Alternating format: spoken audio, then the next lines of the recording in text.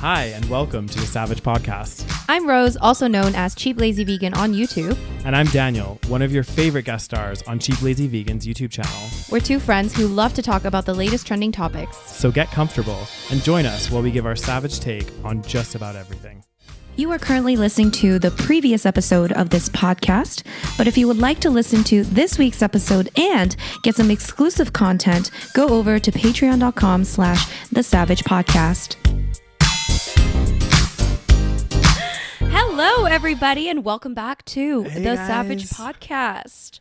As you can see, I'm still in the Christmas mood. I'm wearing a Santa hat for those of you that are just listening. Mm-hmm. You know, I like to wear this hat every Christmas. And I'm not wearing anything Christmassy. Yeah, no, because I didn't get you anything. I'm sorry. I should have. I mean, you don't have anything. Let's No, be I honest. actually think I have a Santa hat kicking around somewhere. Where is it, Daniel? Should I go see if I can find it? No. Ain't nobody got time. We have a recordation. Oh my God, Rose, you're so mean to me.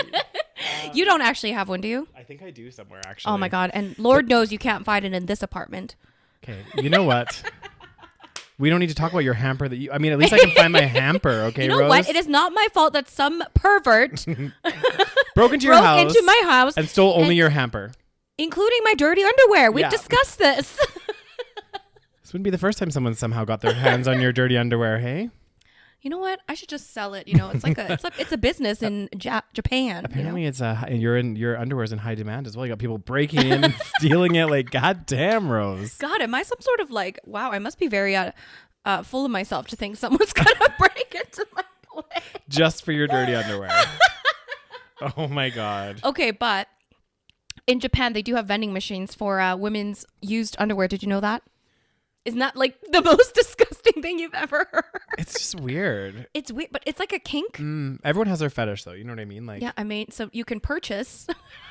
someone's dirty underwear. Maybe it was, maybe my dirty underwear somewhere in a Japanese vending machine. Ew. Could you imagine? You go to Japan and it's I'm like, oh my God, is that my thong? Oh, God. that would just be so... Anyway, still can't find the hamper. Yep. Yeah, so So I don't think I'm you should... still sticking with the somebody stole it story. So I think if I come over and I find that hamper, Rose... Oh, good luck. You are never living that down. For sure. You know what? I want you to find it because I want to be crazy rather than somebody actually stole it. like I would rather be the crazy person here. Yeah. Okay? So I want you to find it. But trust me, I have looked up and down all around my apartment, every little crevice, every corner. You know what I say, though, and I'm very, strong about this, is, and I'm sure you guys have experienced this as well. It's like, when you're trying to find something. Yes, I know, Daniel, but trust me. You look past, even if it's right in front of your eyes, sometimes you look past it. It's not like a chapstick. It's not like earphones. This is like a laundry basket. Like, you can't, miss it, It folds up, though, isn't it? And it's mesh. It folds, but it's like a flat, big thing. It's not invisible. Is it under your bed? No. Did you check? Of course I did. I've checked under every piece of furniture. Anyway, if you guys don't know what we're talking about, you have to listen to the last episode. Yeah. But if you don't know, that's okay too, because it's really stupid. Yeah. You know what's not stupid, though? What? That video I sent you yesterday. Oh my God. Can we? Okay. I've actually... Should we do the Patreon shoutouts first? Oh, yes. Let's do our Patreon shoutouts. So you guys, if you don't know, every week we do Patreon shoutouts if there are new patrons in our Patreon family. And this time we have Manila. And the Vegan Holistic. Hello, guys, and welcome to the Patreon family. Yeah. If you guys want to join us, it's as little as $3 a month, and you get bonus episodes every single month only for Patreon. And what else do they get, Daniel? They get all the episodes a week early, and also all the content's ad-free. Woohoo! Which is nice. So definitely check it out. Our Patreon is patreon.com/thesavagepodcast. Now, let's discuss. Oh, God. My mind blown. Is your mind blown? A bit, because actually it's interesting because I never saw someone not sit down, but talk about that stuff. Do you know what I mean? Yes, because I thought it was just in my head. Yeah, but and then when she was talking about it, I was just like, and it made me question. So guys, if you don't know what we're talking about, Rose decided to send me. Rose likes to send me a lot of stuff. Well, no, let's also preface this by saying many episodes, maybe not many, but a few episodes ago, we did discuss this topic. Yes, yeah. Okay, I proposed to Daniel.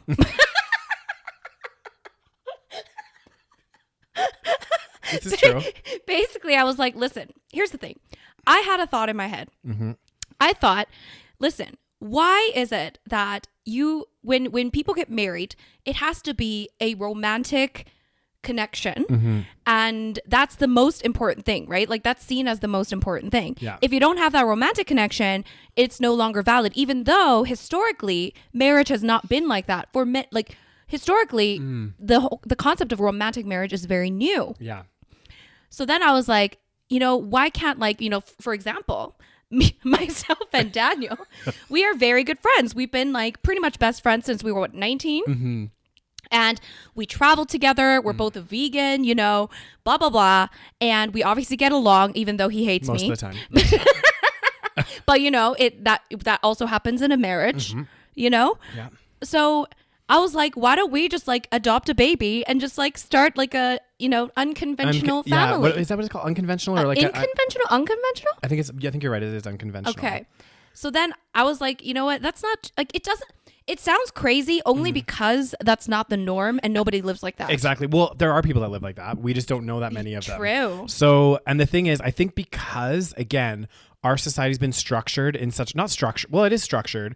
And also like the fact that if you think about what's in the media and what we see in terms of like, since we were a child, Disney movies, the, Hollywood blockbuster movies, all the kind of content that we're fed.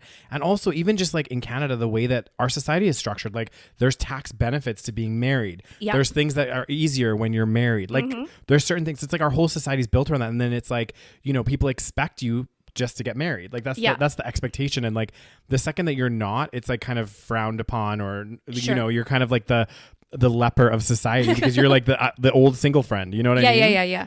So, even though like, so the whole point is that Hollywood movies, they always prioritize and always talk about romantic like love as if that's the only important thing in life, right? Like you need to once you find that person, they lived happily ever after. Exactly. Doesn't matter about anything else. No.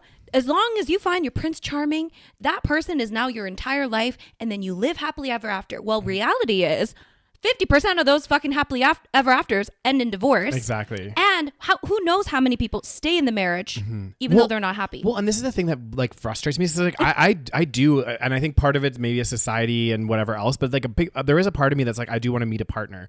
But, of course. Yeah, but at the same time, I'm like, I don't want to just meet a partner for meeting a partner. I think there's too many people out there, including people that I know, that are in relationships that are actually so miserable. And I'm just like, it's so interesting because you take me and you take that person, and let's say we go to like a family reunion, right? Or a family gathering. People are going to, and I'm actually like, other than, being single, I mean, not that being single is a bad thing. It's like, it would be just nice to have a partner. But other than that, like I have I'm pretty happy overall. I'm like, got a good life. And it would be so funny because at a family gathering, people would look down on me and be like, oh, that's really sad. Like Daniel's by himself. You'll find someone eventually. And then yet somebody else that happens to be with somebody but is miserable. Like obviously you're not going to convey that when you're at the family gathering, but they're going to be like, oh, congratulations. Like you're together. That's amazing. There's never like anyone's not like, you would never just go up to someone and be like, oh, are you happy in your relationship? Are you actually content? Like, is this something that you want? And there's a lot of people out there that's not what they want. Exactly. And as I'm getting older, it's shocking me how many, like, don't get me wrong, I have some friends that are in some very good relationships too. But it's interesting to me, like, that there's the amount of people that are in relationships that are unhappy. Oh, I know. It's actually shocks scary. Me. I know. My childhood dreams are crushed. What I've learned is growing up is all about realizing that your childhood dreams are all stupid and they're unrealistic, and the world has been lying to us the entire time. So the concept of like, if you find your partner and they have to be your everything, right? They have to be your romantic interest. You have to like be sexually attracted to them until the day you die, basically. Otherwise, your marriage is, that's a problem. You also have to have kids with them. You both have to be aligned in every single way possible, which is impossible. And it's like, it's also like this person is your other half, meaning this is the only person that matters in your life, and the only person that will and also that just by saying other just by saying other half, you are not complete on your own. It means that you're not a complete person. And this is the narrative that we have as society. We're always like, oh, your other half, I need to find that person that completes me. It's like, well, no, you're a complete person yourself. You don't need somebody else to complete you. So like, I think well, I would argue that you do need other people, but you need many other different people and many other different aspects to like, to have a fulfilling life. You don't just need one person. But anyway, the whole point of me, I know we've talked about this like many times before. We have.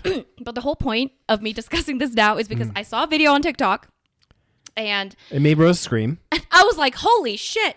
Because when I was like talking about all this with Daniel, I was like, oh my God, like we should just get married and have children. And we could just have like separate like homes and then just like live next to each other and like raise a child together. Yeah. It was all, like, I mean, honestly, it was like a joke. But at the same time, also like the more you think about it, the more you're like, why isn't this more common? Because I mean, how many relationships do I know that have lasted as long as our friendship? Very little, if like in terms of our friends, like none. Yeah. Maybe one. So I do think when you take out that kind of like, being lovey-dovey, being like sexually attracted to one another or like having that like love attraction, that kind of stuff fades, right? So when you take that out, it kind of like makes it less complicated when you like, let's say want to like raise a kid or something. Like you don't have to worry about each other getting jealous, like all this messy stuff. Anyways. So what happened, Rose? Tell us about the video. TikTok. This girl or these two girls were saying that they were platonic life partners. Yep. I was like, holy shit, what the fuck? And then they were like, oh yeah, so like they're like best friends that decided to be what is called platonic life partners, which is literally what it is. Like you aren't like sexually or romantically attracted to one another or involved with one another. There's no like none of that, but you guys are like best friends that decide, hey, like we are compatible in pretty much every other way. So like, why don't we start like actually having a life together and like live together, maybe have kids together. And then maybe like in the words of the law, you get like married because that's when you get the kind of like benefits of being in a family. Because like, why is it that you have to be, the thing is, here are the two choices that are given to us by society, right? We either we either get married, find the love of our lives, get married, have children, live happily ever after. Or we can't find the love of our lives because it's not as easy as we've been told. Yeah. And we just kind of like don't, either I guess there are three choices. We stay alone and then we just like kind of live alone, which is fine. Yeah. Or we can be single parents, adopt a child maybe. Yeah. There's no other option. There's no other option available. But why? Why? Single parents, great. That's fantastic. But at the same time, it's hard to be a single parent. Exactly. It takes a village, right? Isn't that what you always say? Exactly. It takes a village. Yes. I thought it was really interesting too, because the things that really hit me, which initially I was like not on the fence, but I was like thinking about this because she was like, the girl that was doing this TikTok, she's from I think the US and her friend's from Singapore. They're both from Singapore originally, apparently. Okay. I watched like a bunch of their TikToks. They're both from Singapore originally and they're both women. Yeah. And I guess one of them had moved to the US first. Yes. And then the other one moved. Yeah. And this is what she was saying in the video, which really hit me because she was like, oh, my friend's moving from Singapore to come live with me. To become like life partners. Exactly. We want to become life partners. And she's like, and everyone thinks it's so fucking crazy. Everyone's like, oh, you guys are crazy, blah, blah, blah. You guys must be lesbians. Exactly. All this stuff. And she's like, well, no. And she brings up the point about like how long their friendship has been. And also she's like, people move across the world for love all the time. Yeah. Why couldn't you just move across for friends as well? Like if you have a really close friend, why is that so crazy? Because like our society, like if I told my parents tomorrow that like I'm moving to this city for my if let's significant other, or like let's say you move to like I don't know Toronto or something, and I was like, oh, you know what? I'm actually gonna go move to Toronto to be closer to Rose. Yeah, my parents would probably be like, why? Yeah. Like, I mean, it's great that you guys are such good friends, but like, why are you doing all that? And a lot of people, whereas if it was a romantic partner, there'd be no questions asked. Yeah. Of course you should move. Oh, you should definitely move. Why would you do long distance? You should definitely move. Exactly. So it's interesting that there's like that double standard. But in that video that you sent as well, it's like very interesting because she was like, yeah, we're going to become life partners. We're going to get a house together. Yeah. We want to adopt a child. We're going to like co-parent, like all of this stuff. And I was like, oh, that's really interesting. Like it is just a different way to like live your life. And they still date other people because they're obviously not involved with one another. Yeah. And I was like, holy shit, my mind is blown. So this is a thing. Yeah. I want this to be more of a thing. So people normalize it. Normalize this shit. Okay.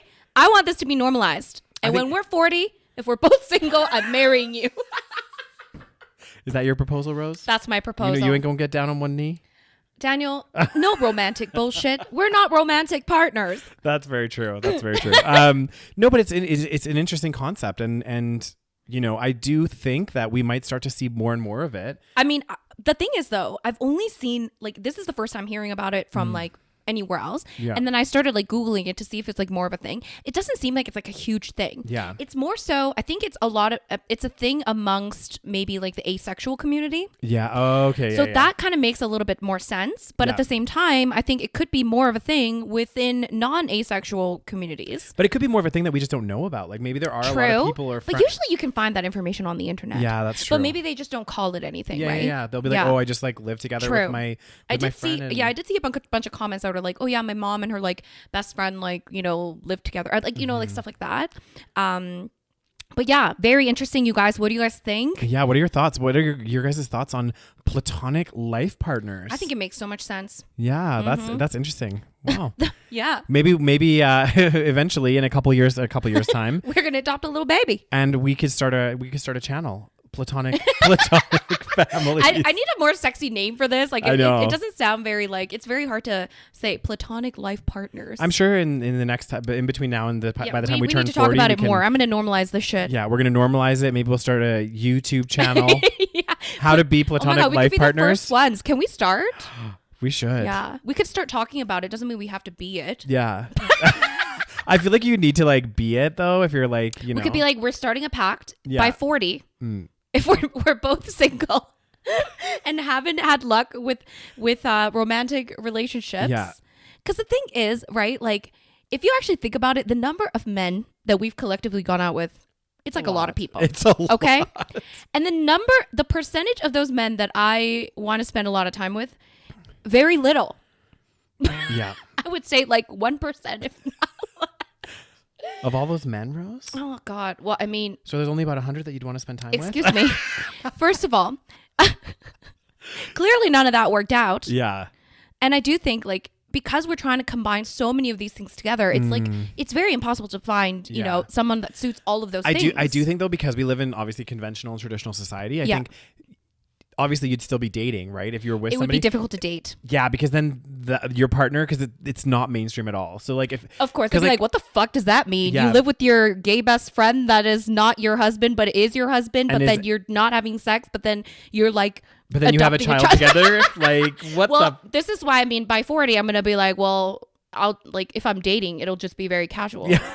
Like, We've already given up on the romantic partner aspect. This is true. It'll be more not that we should give up at 40. That's not what I'm saying. Yeah. But if we decide that, then you kind of have to let that other part go a little bit. I think that's the kind of trade-off. Yeah, I think that's a good point. That is a trade-off. But then you would also want to find a partner that is potentially like at least open to like, you know, hearing about, you know, like open-minded enough that they would at least hear it out, right? Well, that's the thing. I would hope that, you know, even now I would get a partner that's open-minded. Relatively, exactly. You know? So I think that's like a good quality. But anyway, maybe I'll bring this up to like whatever dates I go on. I'll be like, what do you think about this topic? What do you think about platonic life partners? They'll be like, what the fuck are you talking about? Yeah. Like, are you saying we're platonic? I'm like, no, that's not what I'm saying. Remember, Rose, like, if we don't work out, Rose, I feel like I need to check you for a second. Just about, you know, dating and openness and guys.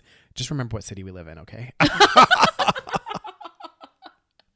I am sure. God, Daniel. If you want to go out with a guy that knows about platonic life partners, we need to be in a different city, okay? And that's accepting of platonic life partners. We need to be in another city. You know what? I have been hit with reality way too many times in the past probably weeks. I don't need this type of reality check. I don't need this reality check. I don't need this slap in the face.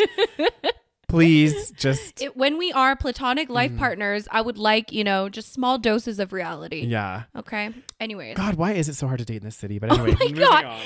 It's because we've been set up for failure. That's why. Yeah. It's very hot. I took off the Santa hat. Anyway, you guys, let us know what you think of this topic. I think it's very interesting. And I think we should do more on it. We should get a whole more. Pros and cons list. We should get totally. I want to know so much. Yeah. I want to know everything. And maybe some of our listeners are in the platonic. I mean, if you are, please let us know because we want to know more. Be interesting. I'm very interested in this topic. This is the next thing, you know, polyamory, platonic life partners. I'm telling you, these people that live outside the conventional norms are the happiest. Are they? I mean, I think so, because a lot of people just kind of go along to get along. True. And then you're right. If you're living against societal norms, that's because you want to do what you want to do. Exactly. And I feel like inherently. Yeah.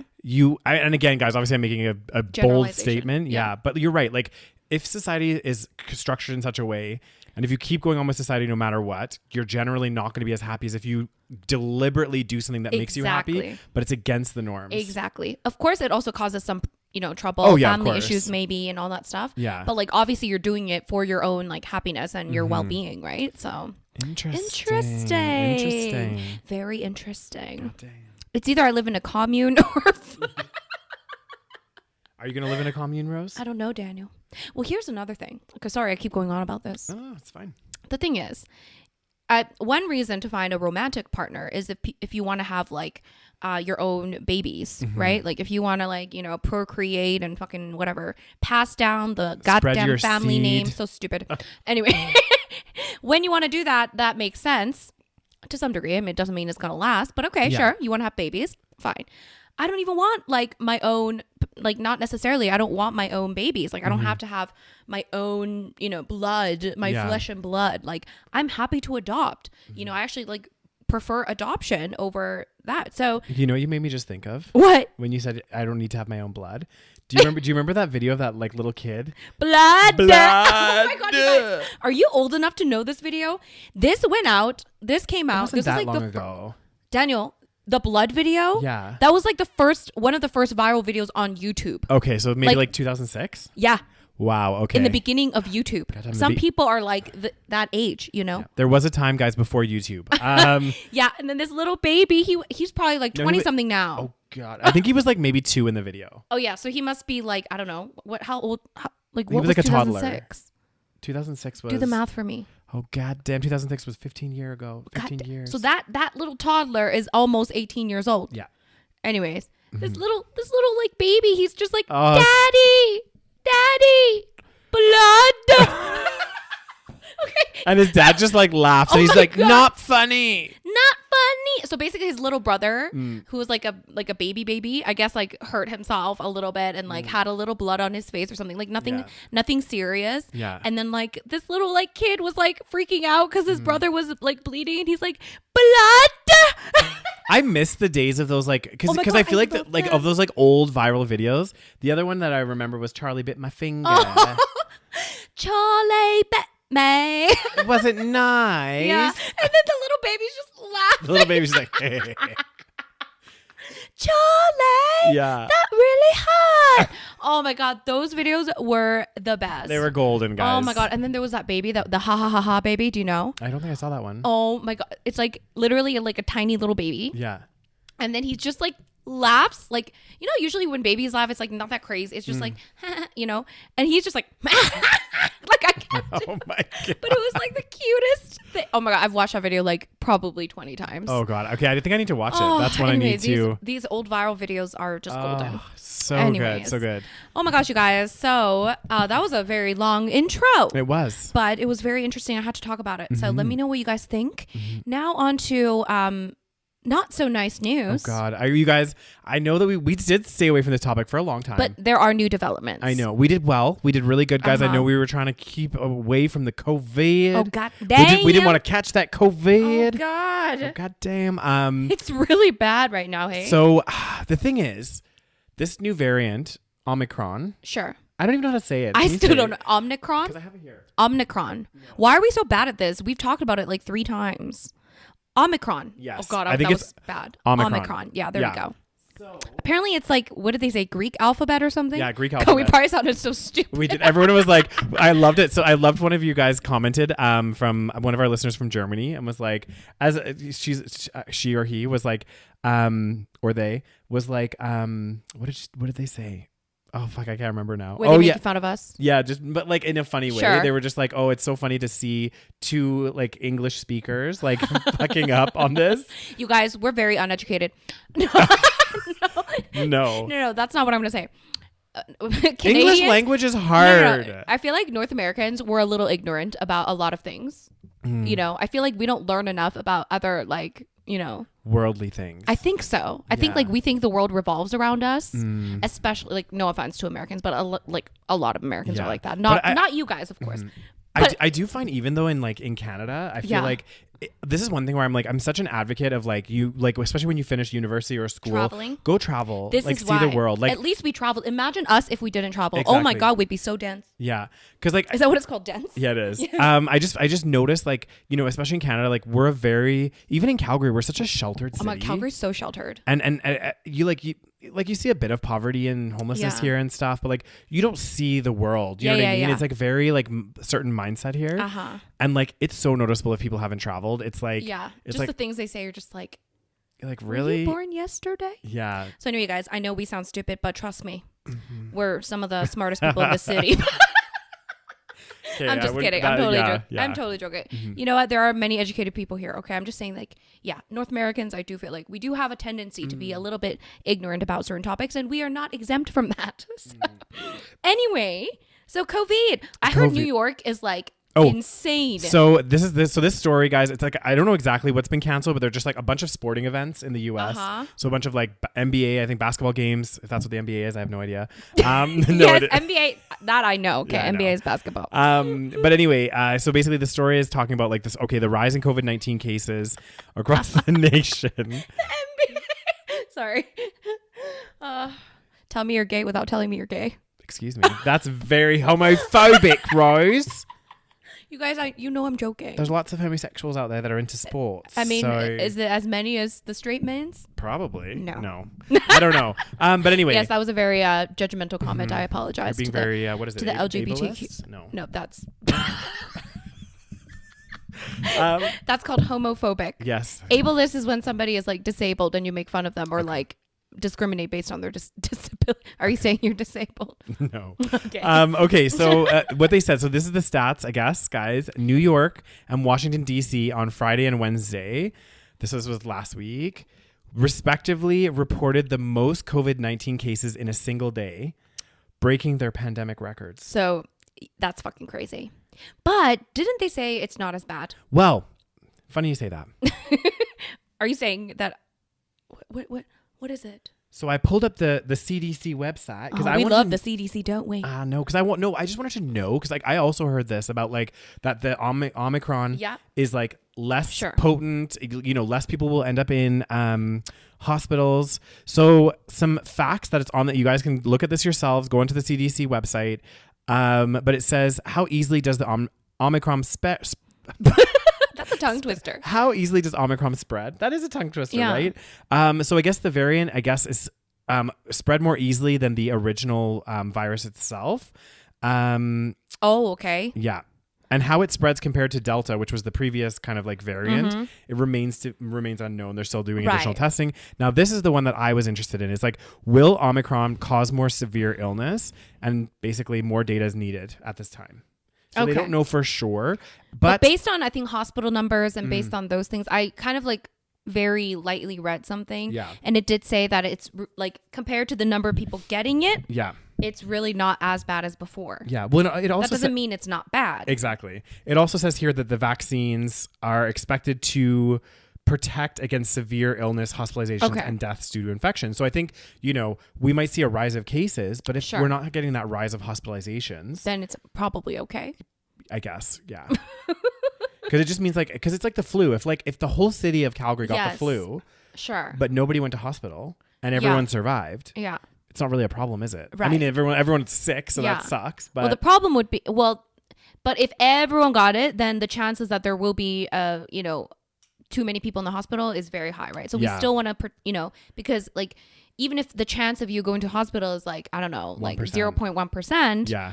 If your population's 50 million and then you know what I mean? Yeah. So, but anyway, oh my God. So what is happening, New York? Oh, God damn, I know. So that's pretty fucking crazy. It's nuts. I don't know if you heard anything about them doing any increased, I guess they're not doing some sporting events, but I heard that I just read it just before we started recording, but in Quebec, which is a Canadian province, I think they canceled some stuff there too. Yeah. There's some I don't know, maybe they closed down bars and restaurants and stuff. Yeah, I heard that Montreal, Quebec's going into a little. Oh God. And Ontario as well. Bad. Seriously? I think so. Oh God, poor Ontario. They've been going through a lot of shit. I know, and then I think we're next, Rose.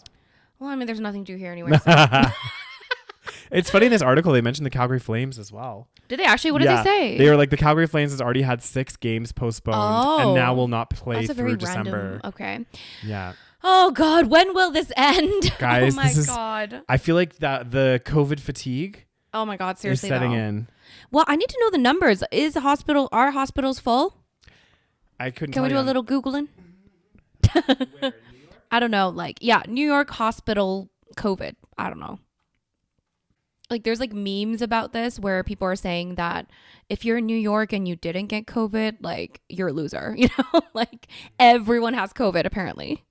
2 days ago, it says New York City hospitals say they're prepared for the latest COVID wave. So it seems, let's see. It says New York City hospitals say they are treating an increasing number of COVID-19 patients, but are ready for the potential surge. Blah, blah, blah. The state's healthy. So right now, 399 COVID-19 patients were being treated in its hospitals Friday compared to 900 at the same point last year. So it does look like the severity, which kind of like was the prediction, is that the severity of the illness has gone down with all of the variants. And you can kind of infer that. Obviously, we'd need to have more data, but if it's saying that like hospitalizations are a fraction of what they were the same time last year, however, cases are at the record high, then it kind of potentially could mean that. And it could mean that, you know, the vaccines are working. They are doing what they're supposed to do.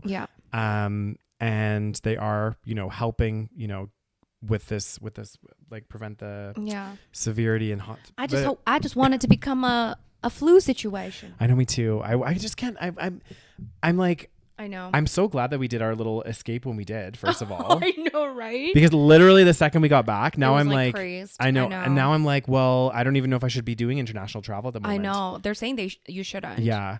Well, I am supposed to go to the UK next summer. God damn, Daniel. For like a wedding situation. God damn, Daniel. I know, and now I'm not sure I'm going to go or if the UK will welcome me with open arms. God damn, Daniel. So, I don't know, guys. I think, you know what? Well, I think we should also, if it's not, I mean, obviously more needs to be known. Yeah. But like, if it's becoming less severe with this new variant, then I think we can relax a little bit. No? Am I crazy? I mean, not to sound super, you know, anti-vax, anti-COVID. Yeah. But also, I also think with such large percentages of a lot of places being vaccinated, and if it's proven that, you know, it does really prevent the severity and the chance of hospitalizations, and as the cases are going up, hospital numbers aren't really going up. Yeah. I think there's a lot to be said that we don't necessarily need to. Yeah. I mean, we can still be careful. Yeah. We can still wear masks and have sanitization. But do we need to be locking down places again? Yeah. I don't think we do. But like, I also think governments don't really know. They just kind of do what like they did before, kind of, right? I don't know. Who knows? Who knows? I just think it's crazy because like, I mean, obviously the world doesn't work like this, but I was thinking like conceptually, like when I was in Spain and there was like a hardcore lockdown, I was like, okay, if you literally lock people down like hardcore, which obviously it's not an ideal world, but like, let's say you lock everyone down. I'm like, how are the cases still going up? Because after like week 3, because you know, it was like you mean in Spain? Yeah. It was like at a 14-day, they say it's approximately like a 10-day gestation before you, whatever, start showing signs or whatever, whatever it was at the time. They said after 2 weeks, you'll know for sure. Sure. Anyway, in week 3 and week 4, case numbers were still going up. And I was by like, a lot? Yeah. It didn't start petering off for a while, like not until. But how do we know that people were fully? But this is what I mean. It wasn't a perfect world because like it wasn't a perfect world. You could still go to like grocery stores, so that could be a point of potential contamination. Yeah, and then we don't know who's sneaking into someone's house. Like, exactly. You know, so I don't trust people. Okay, I know. But because if you actually locked people down fully, you would think it would die out. It would die out because. Like whoever has it, it would just die with the right. It would die with them. No. Oh, they don't necessarily. But the virus will. Exactly, right? It would. Because what happens to the virus? Does it live forever? Like what the fuck happens? No, it can't. No, it dies in your system. It gets killed. Your immune system kills it. Right. There you go. So. So you would think like it's like if we legit if we were all locked down completely, like couldn't leave our house, couldn't do anything, then the virus would have been gone. Yeah, like if we like literally logged down completely. Yeah, but it would that's the whole point of the quarantine. Exactly, but it's human error is involved. Yeah, you have to buy food, like you can't just fully quarantine. Yeah. But if we did, it would die. Yeah. Right? In theory. And in theory. Yeah. Yes. But I think it like, because they said it like, for example, they were like, oh, it lives on surfaces for like 2 days or like, I don't know. Yes. I can't remember how long, but you would think, okay, if you had it, you locked down, you fought it off, you were fine. All of your surfaces are wiped down. After that, it's gone. It's gone. Right? Yeah. So. But, you know, we didn't want to lock down. The problem is if every single country had been relatively strict, I think, with lockdowns, for like, you know, a certain period of time. Again, not ideal, obviously, but I think if they were, the severity wouldn't have been so bad, right? But it's because nobody wanted to be locked down. Nobody wanted to wear masks. Everyone was like, oh my God, this is, you know. You had an infringement of my rights. Just the other day, there was another, I was like comfortably laying in bed after, was it after the Nutcracker? I can't remember.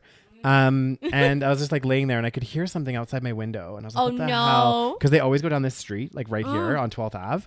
And I was like, okay, what's going on? And then I could hear them saying like, give us our freedom, give us our rights. Oh my God. Something like this. And I was like, oh, okay. I don't get it. But anyway, we won't go to that. Yeah. That What's the next story? Well, there's a few to choose from. So are there? We can do a quick fire. Talk about one story. Oh, Elon Musk, my favorite person. But do you see it? This is the thing, guys. I think at some point, why do people love him so much? Oh, I know. I don't know too much about Elon Musk, guys, so I don't actually know. He's like one of those like guys that like basic dudes like love, because they're like, oh, because they don't look beyond the surface, and they just see that he's super wealthy. I think so, and like successful. He's like the Joe Rogan of like cars. Yeah. But you know what? I think I need to get at some point onto Twitter, because I feel like a lot of someone needs to put his phone like away. I know, but it's so good. Sometimes it's so good. So I guess a senator from the US, Elizabeth Warren, she did a tweet and she said, let's change, because obviously with the US, I think Joe Biden was proposing some billionaires tax, an increased tax on, the wealthy, because like the way that the tax system works is your tax have more heavily on like income actually earned versus like assets that you have. Right. Where in the wealthy people, they have a lot of assets. Sure. So they're paying a lot less percentage of tax to their income, right? I mean, Elon Musk supposedly paid like pretty much no tax compared to how much he makes. Yeah. So anyway, he's kind of clapping back this year. So Elizabeth Warren was like, let's change the rig tax code so the person of the year will actually pay taxes and stop freeloading off of everyone else. And then oh my God, he was the person of the year? Yeah. Oh my God. What kind of world are we living in? Continue. So he's the richest person on earth. Yeah. So he clapped back and he said, for those wondering, I will pay over 11 billion in taxes this year. This is bullshit. Do we believe it? Well, apparently he had a lot of like, I guess, stock options and things that were going to expire. So he needed to like cash in quite a lot of them. Okay. So I think he's been not forced to, but like he's going to have to pay. Because also he was exposed as how little he paid last year. Yeah. So he's probably feeling the, pressure. Because I mean, if you actually look at how much, I can't remember, but it was like a very minuscule amount compared to how much he made, right? Yeah. So 11 billion is probably not even covering what he didn't pay last year. Yeah. But anyways, okay. It's such a complex thing, because it's like a part of it is like because a lot of these like mega wealthy people, they don't really take that high of a salary. So a lot of that's strategic. I know. And it's because of these tax things, right? And because like when you own like assets like shares and stocks and all of this other stuff, for example, like, you get taxed if they pay you dividends and that kind of stuff. But like if they increase in value and everything else, you don't necessarily have to pay tax on it. Which is kind of bullshit. Yeah. Because is that called capital gains tax? Yes. But that's only if you sell them. Oh, okay. So like, for example, if you own shares of a company, you only get taxed. So let's say you bought the shares, okay? You're holding shares of Tesla. Sure. The only time that you're going to get taxed on those. Oh, is if I sell it and make that profit. Yes. And it's not even as high as an income tax. Yes. Right? It's lower. Which is kind of bullshit, right? Because we always talk about like, okay, like if you work hard, you should make more money, blah, blah, blah.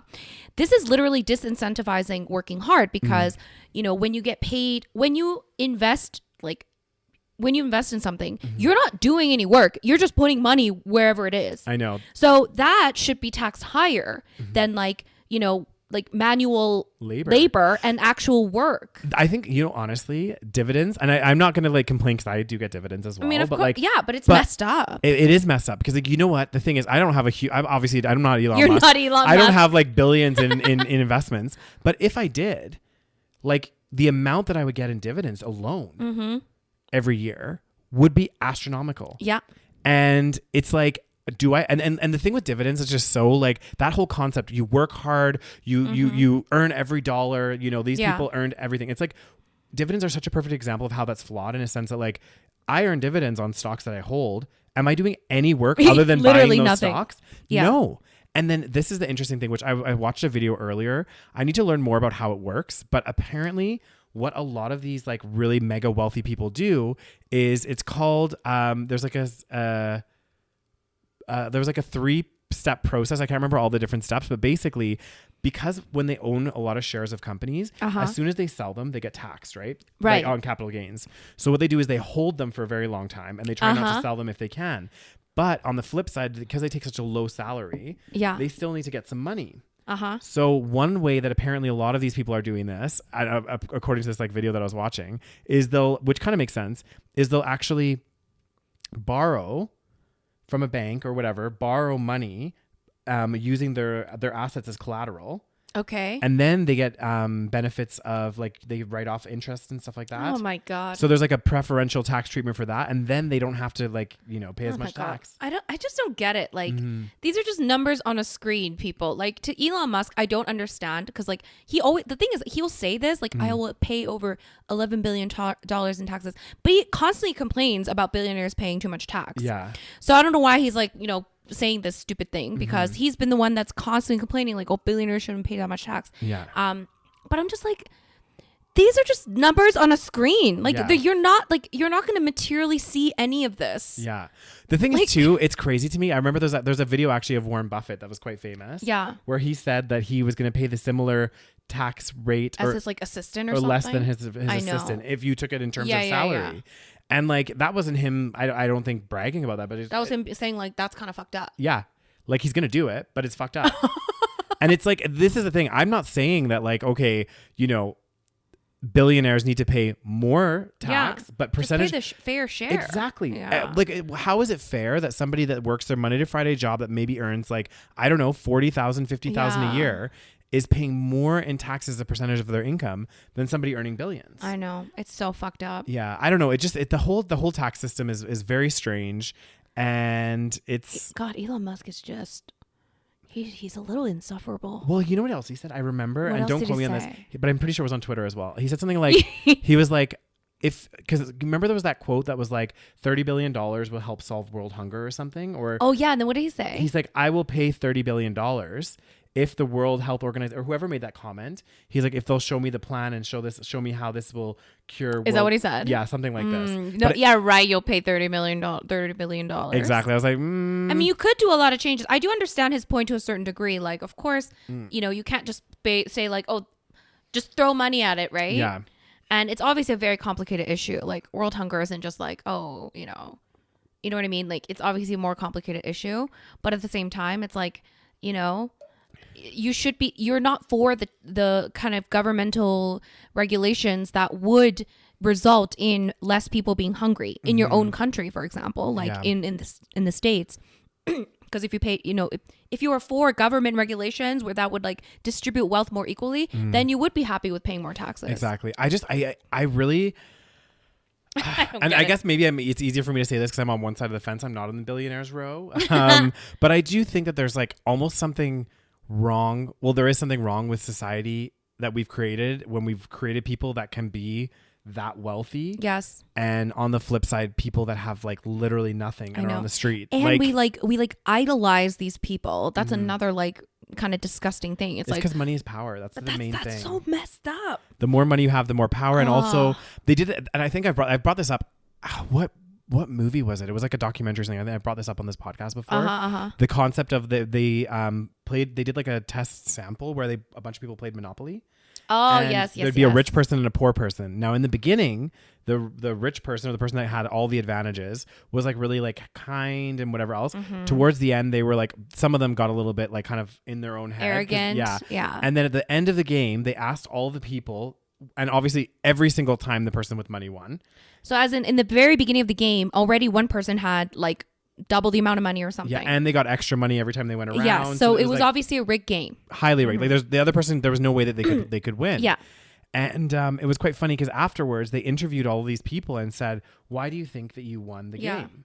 And not a single one of them said it's because I had this unfair advantage. All of them were like, well, because I strategized. Yeah, and I did worked X, hard. yeah. I knew what I was doing. So I thought, it's just such a, I know. It's so interesting. I know. What's next? Oh, shit. Mr. Big? Yeah. Wait, what happened? So. Okay, so it's set. Oh, I'm in shock. God dang. Chris Noth fired from CBS show The Equalizer after sexual assault allegations. Guys, Chris Noth is Mr. Big on Sex and the City. Yeah. And I'm shook. Okay, tell me more. Okay. Basically, what happened is there was like 2 or 3 women that came forward. And there's been multiple accusations of sexual assault. In a joint statement to E! News, Chris Noth will no longer film additional episodes of The Equalizer. Have you even seen The Equalizer? I haven't. No, I don't know what that is. It's like Queen Latifah. I think Queen Latifah's show or whatever. It was 2 women, not 3. I thought it was 3. The 2 women who accused. Oh, so 2 women. Okay. Accused the Sex and the City star of sexual assault. And then he's already responded to the allegations. He's responded. So let's read this. And he's like, the accusations against me made by individuals I met years, even decades ago, are categorically false. Oh. These stories could have been from 30 years ago or 30 days ago. No always means no. That is a line I did not cross. The encounters were consensual. It's difficult not to question the timing of these stories coming out. I don't know for certain why they are surfacing now, but I do know this. I did not assault those women. Oh, interesting. Yeah. I wonder what the allegations were. Yeah, I think. What do we think? I don't know. It's hard to know. Again, I think. I mean, he's saying it's false. Yeah, categorically. And apparently he's like, I was reading somewhere that he's like very much cooperating with police and like, he's like being very helpful. So why is he saying that like it's hard not to question the timing of these stories? Like what happened? Like maybe because the Equalizer's getting big or something. Right. Or maybe he's just like, I don't know. I have no idea. Okay, let me Google this a little bit. I need to know. And maybe he meant that too, because I think that they were from quite a while ago, these stories. Yeah. But it doesn't matter. Like look at all of the like people that you've seen lately where people have come up 20 years later. True. And been like, this person assaulted me and like they need to, pay the consequence. Right. Okay, I need to know. Zoe Lister-Jones accuses Chris Noth of misconduct on Law and Order set. So I guess this is one of the women.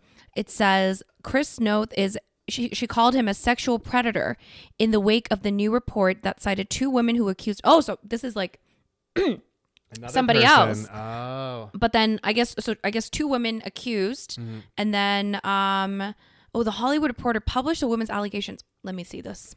Oh my lord. Triggered by the about this. I have not heard about that. I don't know. You'd be a Sex and the City fangirl. I know. Although I haven't started watching the new series. Yeah. Because I don't know. Things. Oh, I heard it's bad. But anyway, it says triggered by the recent Sex and the City reboot, the women allege 2 incidents of misconduct they say took place more than a decade apart. It was a revival that blah, blah, blah, blah, blah. Oh, maybe that's why he's questioning the timing. Zoe is one of the people, I think. Yeah. Zoe, now 40, and Lily, now 31, both allege they were sexually assaulted by actor Chris Noth. The 2 women who approached the Hollywood Reporter separately, months apart, and do not know each other, said promotions and press reports of HBO Max's Sex and the City sequel series, in which Noth reprises his role as Mr. Big, stirred painful memories of incidents they say occurred in Los Angeles in 2004 and in New York in 2015. Blah, blah, blah, blah, blah. Let's see. I'm trying to see if I can find details. Okay. It says, so Zoe moved to Los Angeles to work in an entry-level job for a high-profile firm where Noth and other celebrities regularly had business. He would walk by my desk and flirt with me. He somehow got my number from the directory and was leaving messages on my work phone. My boss was like, Mr. Big's leaving messages, blah, blah, blah. And then that was peak Sex in the City, so he was obviously very famous, blah, blah, blah. I'm trying to get to the visiting. Zoe says Noth asked her all sorts of questions about my major and what I studied. Zoe and her friend, he said he had to go to his apartment to take a call, but he left the book. Okay, this is way too long. I know, it's too much. I know. Let's see. When she went to his apartment to return the book, Zoe says he kissed her as she stepped through the door. She tentatively kissed back, but then said, "Thank you, I'm going back to my friend." The kiss itself did not alarm her. She thought a kiss from Mr. Big would be a fun story to tell her friends. But she says he then pulled her toward him, moved her toward the bed, pulled off her shorts and bikini bottom, and began to rape her from behind. What? Oh my God, this is like disturbing. Yeah, I don't think we should be maybe. Oh God. Yeah. Anyway, yeah, so that's disturbing. Yeah. I mean, anyway, that's fucking, that's bad. Yeah. I think one of them. It's hard. Yeah. I think one of them, if I remember reading further in this or another one of the stories, they actually did go to the police at the time, but they just didn't say who it was. My God. Yeah. Or they went to the hospital or something. I'm not sure. Like it sounds pretty intense. It sounds intense. Mm-hmm. That's really bad. God, I don't know, man. I mean, we don't know the truth, but like, I don't know. The one thing that does seem a bit weird is how these two women, not weird, but these two women approached separately, not knowing each other and then months apart, right? Like it's kind of like, oh, okay. It kind of makes it seem more plausible. Mm-hmm. Again, not saying, but I guess we don't know, like, if we don't know the details, right? Yeah. Like, that's crazy. So yeah, that's that story. Oh my God, let's see. Wait, Sarah Jessica Parker is responding to allegations. She released a joint statement with co-stars Kristen Davis and Cynthia Nixon. So, we are deeply saddened to hear allegations against Chris Noth, a message shared to all three of the Sex and the City. So it's like a very PR message. We support the women who have come forward and share their painful experiences. We know it must be a difficult thing to do, and we commend them for it. Okay. I mean, my God. Yeah, it's pretty scandalous, guys. This is fucking scandalous. I don't know what to say, you know? I don't know what to say either. It's crazy. Oh God. Anyway, yeah. So that happened. Mm-hmm. I mean, again, it's all alleged. We don't know the truth. For sure, yeah. But you know, Hollywood's a fucking nasty ass place, it seems. God. Anyway, what's next? Any brighter news? That's really sad. It's sad in many ways. Did you hear about Britney Spears, she called out like Diane Sawyer. Yeah, did you see that? No, I didn't see it. I heard about it though. Okay. Yeah, so basically, I guess, and this is a pretty famous interview. Yeah, so she had an interview, I guess, back in 2003 when Britney was kind of like at the height of her, like, you know, fame / like notoriety. Yeah. And she did an interview with Diane Sawyer, who's like, is she a journalist, I guess? She's quite a potentially controversial figure. Yeah. And she was quite harsh with Britney, and I think Britney started crying at some point. Very famous interview. Yeah, because especially I think if I recall, because I haven't seen the interview in years. Yeah. But if I recall, I remember. I think, and don't quote me at this, guys. You can probably watch it on YouTube or whatever. The actual interview. I think it was when she started questioning her about Justin, and it was like fresh from the breakup, and she started crying, and she's like, "Actually, can we just take a minute?" Yeah. And like pause the interview. Yeah. And she was quite like, you know. She was like 22. I mean, Diane was quite harsh. Yeah. Yeah. So I guess Britney's come forward now. What does she say? Well, I think she posted a story on Instagram or something and then took it down later or something. I heard about that, yeah. I'll read you the quotes. Oh, shit. Oh, no, this is just talking about the interview. During the interview, Sawyer mentioned Britney shopping. Because she's like, is it an addiction? Mm-hmm. Like, was like poking at her. She's like, no, I don't think it's an addiction. She said, it makes me happy. It's not an addiction. Years have passed, and it appears that Britney still hasn't forgotten this. Oh, this is her quote. Yeah. Do we dare forget the Diane Sawyer interview in my apartment almost 20 years ago? What was with you? What was with the "you're in the wrong" approach? Geez, and making me cry. Seriously though. Oh shit. The star continued. She asked me if I had a shopping problem. When did I have a problem with shopping? When I never left my apartment. In addition, Britney claimed that she never spoke to anyone following her split from Justin Timberlake, but her manager made her talk to Diane about it on live television. Oh my God, people are so evil. Yeah. So I think, I mean, some people are saying, you know, people are on the fence about this. Okay. It's because some people are like, well, they're a journalist, right? They're not you're supposed to be your friends. Sure. But then at the same time, I'm like, this is somebody that was like a young, impressionable person. And also, why does it matter if she has a shopping addiction? That's her personal life. Exactly. That's not like, why do you need to like be, that's not real journalism. Like, why do you care about someone's personal life and their, exactly. You know, I get that like you're interviewing a star, but like, why don't you talk about her, like, I don't know, her job? Successes. Yeah.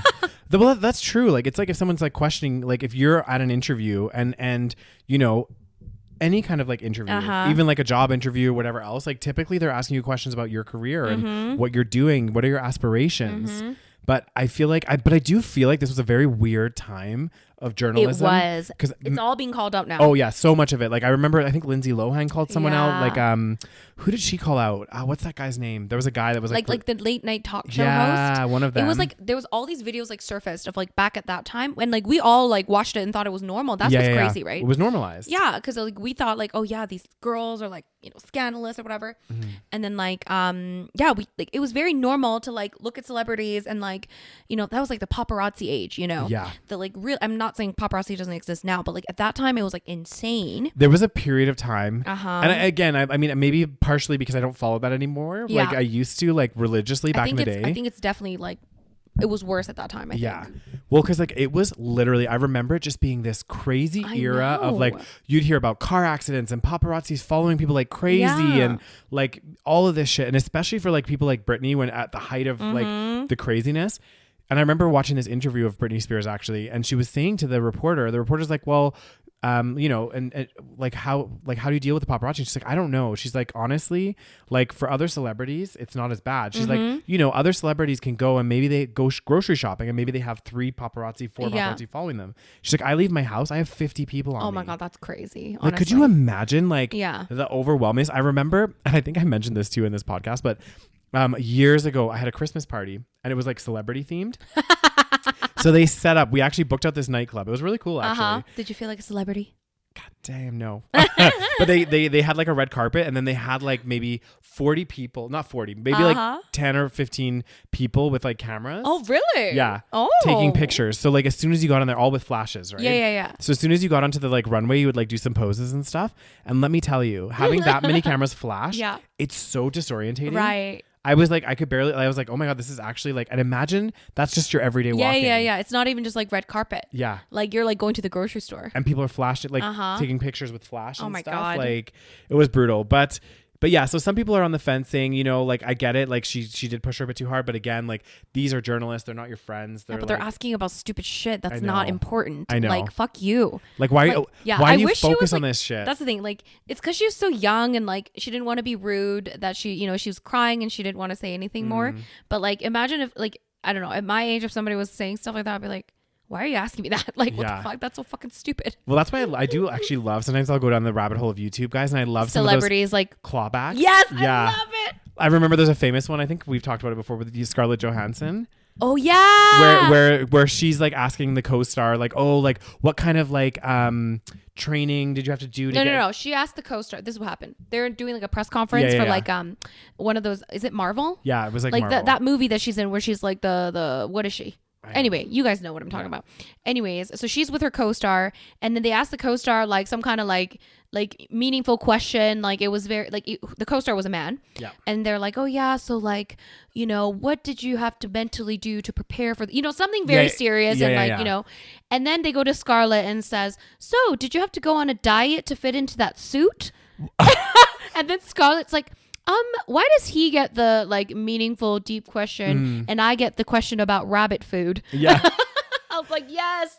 Didn't they also ask her on a different interview if she wore underwear under her something her like that? Man, she's very good at the clawbacks. Yeah, and I think that's really fair, like a fair clawback, because like, you know what, that's so ridiculous, that double standard of being like, I know, but it exists everywhere. Like I know quite often if there's like a really powerful like female CEO or something, quite often the question won't be like so much driven around her success. It's more around, oh, what sacrifices did you have to make for your family? Whereas the flip side for men, it's just it's never asked. It's not like, oh, was it hard for you to give up time with your kids? Yeah.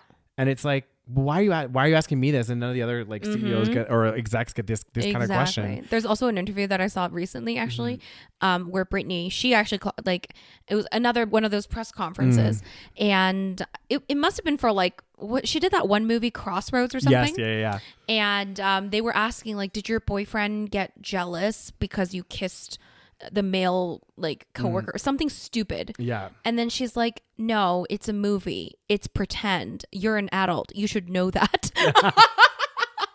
That's amazing. Because I'm like, again, you would never, like, that's such a stupid question. Like, do you ever ask that to like literally any other person? You know, any other man, like especially man. Like, you would never ask that to a man. Does your girlfriend get jealous because you're kissing another woman? Like, what the fuck? I know, it's so weird. Anyways. I feel like it was this era though. It was weird. It was a very strange, if you could look back on any interviews and stuff, there were so many scandalous ones, and where you're like even like magazines. It was like the era when like magazines were still like a very huge. Popular. And it would always have those things where it's like celebrity bodies, like best and worst. Yes. And it would always be like the most unflattering, like that they take like when they're like doing whatever, like in their own private lives, right? Like they're just like walking around, maybe going shopping. Like none of us look good going to the fucking grocery store or like going like, you know, maybe it's a bad angle at the beach. Yeah. Oh, best and worst. This woman's body, like her boobs are sagging and like all kinds of shit. I'm like, imagine like that right now. You know, there was actually quite a scandalous newspaper article quite recently. Oh. And it had what did it have? Oh my God. I'm trying to remember who there was two really famous I should know their names, but they're two British politicians. Okay. So one was the oh my God, I'm going to look it up because I'm just embarrassed right now because I don't remember their names. I wouldn't know. Are they famous politicians? Is it the British Prime Minister?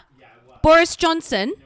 Okay, tell me. So now, guys, I'm not going to have that embarrassing moment because I just Googled it because I totally forgot. Like, you know, I haven't been in the UK for a while, so I wouldn't know. There's a famous picture. I'm not sure which publication.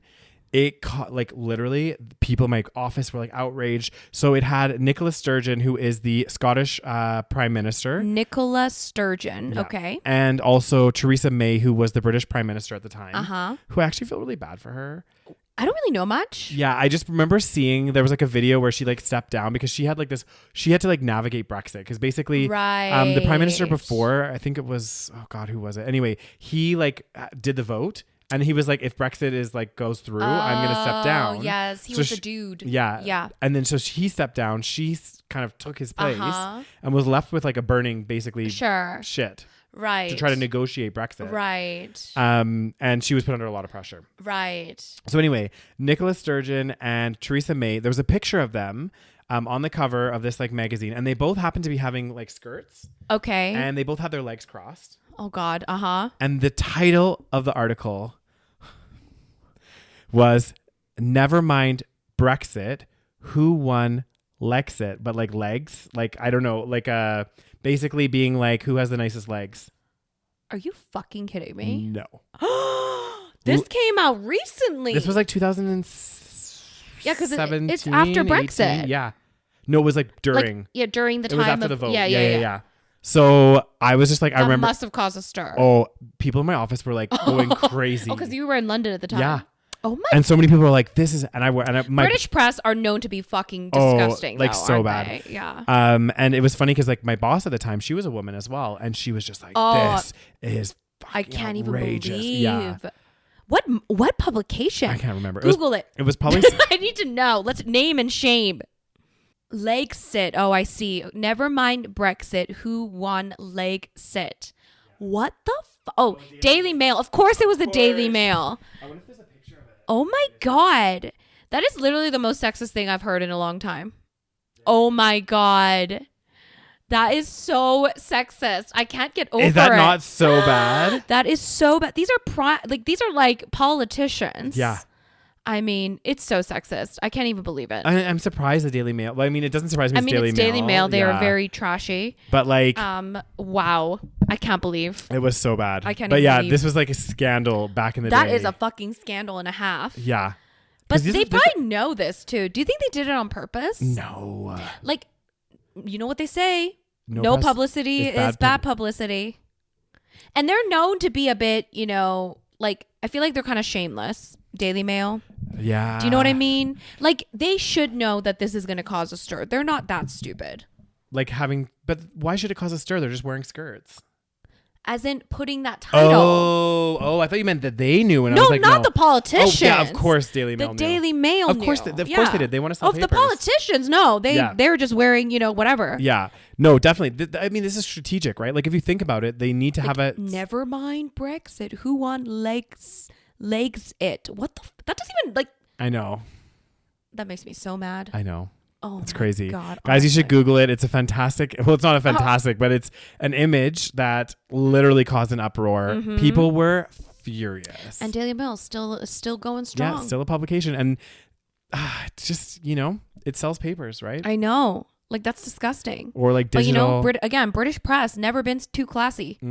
This is very true. But I feel like a lot of press in general. But British press is like especially known to be incredible. Ruthless. Like, especially during like Diana times, you know, Princess Diana. And they do not give a shit. No shame. Mm-hmm. They have no shame. Yeah. I wonder why. I don't know. It's like a weird. Yeah.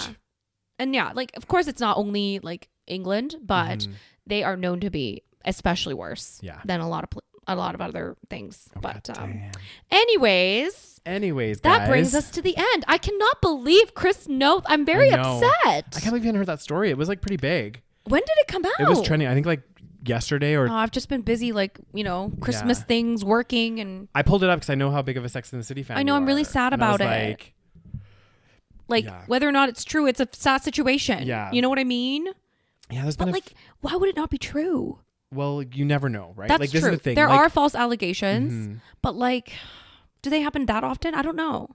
I don't know. This is one thing that I think is really hard, and I think it's both hard in the terms of. And again, guys, I'm not picking sides at all or saying who. It could be one or the other for sure. We can't. You know, innocent until proven guilty. Exactly. But at the same time, it's like, it would be difficult. Like, if I was a victim of sexual assault and then later I wanted to press charges, because maybe because I know at the time it can be quite traumatic, and you might not want to live through it again. And you might take your time before you actually press charges. But then if you think about it, it's like, it's hard because then if I was to go press charges against somebody, it's like my word against theirs. You know I know, what I mean? right? There isn't really much proof. If there's no physical evidence or anything like that, if you didn't go to the hospital after or get, because you have to go like right after, right? Yeah. Which is like really traumatic. Exactly. And at that moment, you probably just like don't want to do anything. Exactly. Oh my God, I can't believe it. Yeah, it's gonna be tough, and it's. I want to say I hope it's not true, but then I also don't want to say that because I don't know. Yeah. Anyway. Oh God, guys. Oh God, this world. God, why can't we have nice things? I know. This world is a messed up place. We cannot have nice things, guys. We've decided that. And on that positive note, thank you so much for tuning into this week's episode. If you're not already, if you're watching us on YouTube, don't forget to hit subscribe. Give us a thumbs up on the video. Show us some love in the comment section. Let us know your thoughts on platonic life partners. Yes, and everything. On everything, but also on platonic life partners. Yes, it's a very interesting topic. Yes. Look up some of the stuff that we're talking about because it's quite interesting, like the Brexit, who won Lexit. Oh my God. Take a look at this scandalous image and how misogynistic, is that the right word? Yeah, misogynistic it is. If you are listening to us on your favorite podcasting platform, don't forget to hit follow. That way you get updated every single week as soon as we publish the new episode. And if you're not already, guys, check out our Patreon, patreon.com/the SaVeg You get episodes a week early, ad-free, extra content for as little as $3 a month. Yeah. Thank you guys so much for listening. Thanks, guys. And we will talk to you guys next week. Bye.